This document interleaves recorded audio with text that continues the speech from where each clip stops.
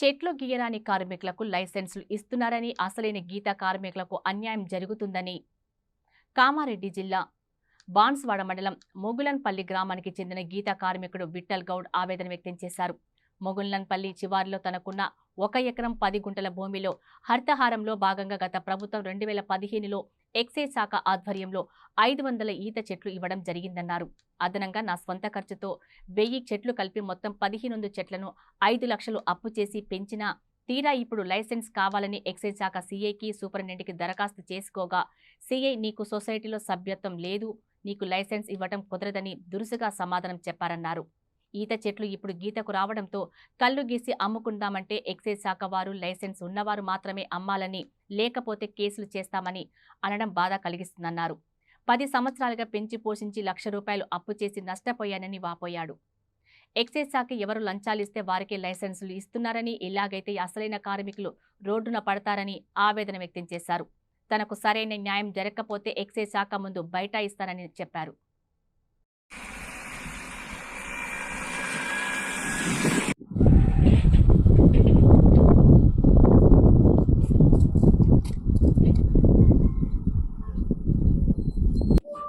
Kamareddy head office ఉంది.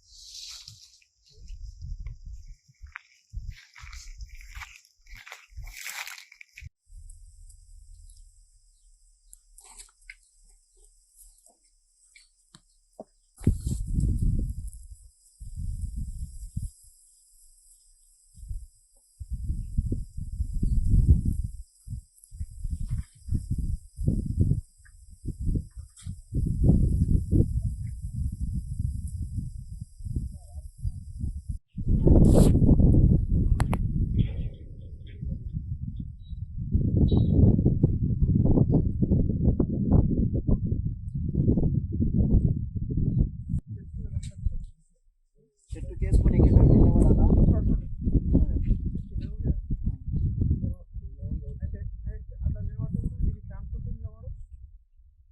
ఇయ్యరక ఇప్పుడు ఇది నీ పర్సనల్ అవుతుంది, సొంతం ఉన్నది.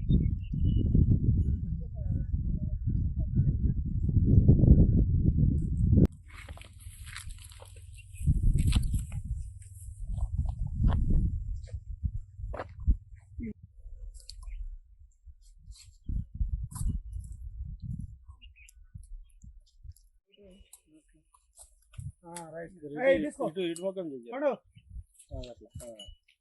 పొయ్యి అది మొత్తం ఆయన ఇగో ఆ చెట్టు కాడికే కిందికే మీ దగ్గర రావాలి. ఏ రాబా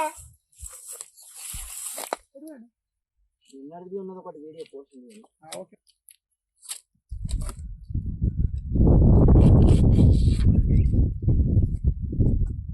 చేసుకునేది ఇట్లా ఇగో అసలు ఇప్పుడు కరెక్ట్ గీకినట్టు చేసి ఇటు చూడు, నువ్వేం కాదు చూడు, ఇటు కనబడాలి, ఇటు చూడు, అట్లా అట్లా కత్తాడ మీద ఇప్పుడు తిరుమలాపూర్ సొసైటీ గ్రామ పంచాయతీలు వేరైనాయి కాబట్టి నేను ఇష్టపూర్వకంగా నా ఉన్న 1 ఎకరం 5 సార్లలో ఈత చెట్లు నాటుకున్న హరితహారం కింద. అవి 10 సంవత్సరాలు అవుతుంది. 10 సంవత్సరాల నుంచి ఇప్పుడు కళ్ళు గీతకు వచ్చింది. ఆ గీతకు రావడం వల్ల నేను సిఐకి సూపరింటెండెంట్ సంప్రదించిన. నేను చెట్లు కళ్ళు గీసుకొని కళ్ళు అమ్ముకుందాం, ప్యూర్ కళ్ళు చెట్ల కళ్ళు అమ్ముకుందాం అని పోయినా. అయినా వాళ్ళు ఏమంటారంటే నీకు తిరుమలాపూర్ సొసైటీ ఉంది, అందులో నీకు లైసెన్స్ రాదు, చెట్లు పెంచుకున్నా మాకు హరితం లేదు అని చెప్తారు. అటువంటి అప్పుడు వాళ్ళు డిపార్ట్మెంట్ వచ్చి చెట్లు పెట్టింది. ఆ రోజు చెట్లు పెట్టినప్పుడు మరి నీకు వర్తించదని చెప్పచ్చు కదా. మేము ఈరోజు ఎందుకు పెట్టుకుంటుంటే నాకు జీవనోపాధి చెట్లు గీత కార్మికులు ఉన్నా కాబట్టి ఎప్పటికున్నా గీసుకొని కళ్ళు అమ్ముకోవచ్చు అని జీవనాధారంగా నేను 10 సంవత్సరాలు చెట్లు పెంచుకొని మరీ నీళ్ళు పోసుకొని 2-3 లక్షలు ఖర్చు పెట్టుకొని పెంచుకున్నాము. ఈ గీత అంతమైపోతున్నది. ప్రతి ఒక్కడు ముందుకొచ్చి చెట్లు పెంచుకున్నా వీళ్ళు మన ఎక్సైజ్ డిపార్ట్మెంట్ సంబంధించిన ఆఫీసర్లు గీత కార్మికులకు సంప్రదిస్తలేరు, వాళ్ళకు రెస్పాన్స్ ఇస్తలేరు. బడా కాంట్రాక్టర్లకు చాలా వృత్తిగా వాళ్ళకు కల్తీ కళ్ళకు ప్రాధాన్యపడుతున్నారు కానీ తప్ప గీత కార్మికులకు ఎలాంటిది ప్రోత్సహిస్తలేరు, వాళ్ళకు లైసెన్సులు ఇస్తలేరు. లైసెన్సులు ఇవన్నీ తిప్పల పెట్టినా 6 నెలలు సంవత్సరం తిరిగినా వాళ్ళ లైసెన్సులు రావడం లేదు. చాలా కష్టమవుతుంది వాళ్ళకు. గీత అనేది వృత్తి అంతరించిపోతున్నది. ఇప్పుడు నేను 10 సంవత్సరాలు కష్టపడి చెట్లు పెంచుకొని ఎక్సైజ్ ఆఫీస్కి పోయి లైసెన్స్ అంటే ఇస్తలేరు.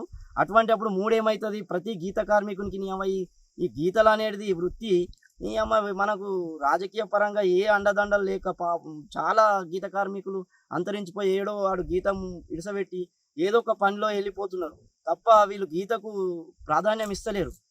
కాబట్టి గవర్నమెంట్ కలెక్టర్ గారు కానీ సూపరింటెండెంట్ కానీ ఉన్నతాధికారులు ఎక్సైజ్ డిపార్ట్మెంట్ సంబంధించిన అధికారులు గీత కార్మికులకు చాలా న్యాయం చేయాలని నేను కోరుతున్నా.